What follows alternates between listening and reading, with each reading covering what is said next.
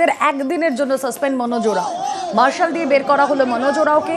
Trinamool BJP বিধায়কদের মধ্যে তুমুল তর্কাতর্কি, বিধানসভা থেকে ওয়াকআউট বিজেপি। অযোধ্যার বিরুদ্ধে আমাদের আন্দোলন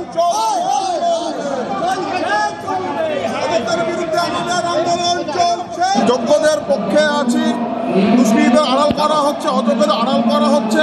তারই বিরুদ্ধে আমরা সরব হয়েছিলাম বলে আমাদের মার্শাল থেকে বের করে দেওয়া হয়েছে।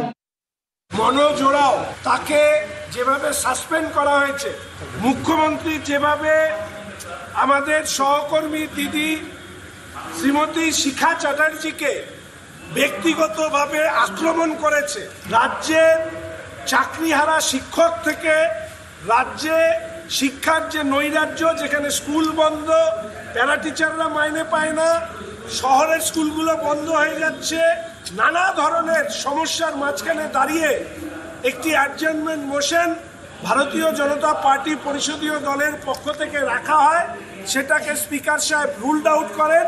তাই নিয়ে আমরা বিক্ষোভ দেখিয়ে ওয়াকআউট করেছি।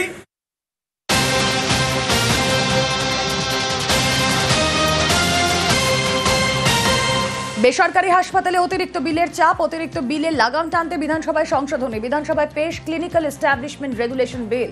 প্যাকেজের বাইরে অতিরিক্ত টাকা নেওয়া যাবে না। প্যাকেজের থেকে বিল বাড়লে পরিবারকে আগাম জানাতে হবে। অতিরিক্ত বিলের ক্ষেত্রে পরিবারের লিখিত সম্মতি নিতে হবে। বেসরকারি হাসপাতালে বিল নিয়ে অনিয়মের বহু অভিযোগ। নার্সিংহোমে বিলে স্বচ্ছতা বজায় রাখতে সংশোধনী বিল রাজ্যে।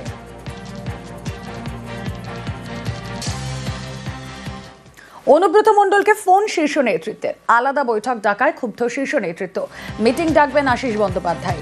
অনুব্রতকে জানিয়ে দিল শীর্ষ নেতৃত্ব। 25শে জুন বীরভূমে জেলা কমিটির বৈঠক ডাকেন আশিস। একই দিনে আলাদা বৈঠকের ডাক কেষ্টরও। আশিসের ঘোষণার কয়েক ঘণ্টাখানেকের মধ্যে অনুব্রতর বৈঠক পোস্ট। শীর্ষ নেতৃত্বকে নালিশ জানান আশিস বন্দ্যোপাধ্যায়।